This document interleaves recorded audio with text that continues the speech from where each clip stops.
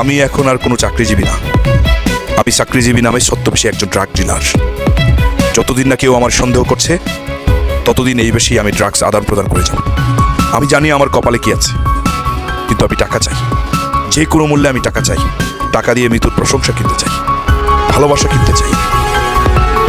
এই যে মা, এটা তোমার জন্য, আর এটা বাবার জন্য। দেখেছো তোমাদের জামাইয়ের চয়েস, দেখেছো কত সুন্দর তার চয়েস। আমি তো অবাক হয়ে গেলাম, আমাদের জামাই এত পারফেক্ট ম্যান হলো কিভাবে? তুমি যাই বলো, আমাদের জামাই লাখে একটা। বেঁচে থাকো বাবা। বাহ, তোমার রুচি যে এত সুন্দর হয়ে গেছে বিশ্বাস করে আমার কল্পনাতেই ছিল না।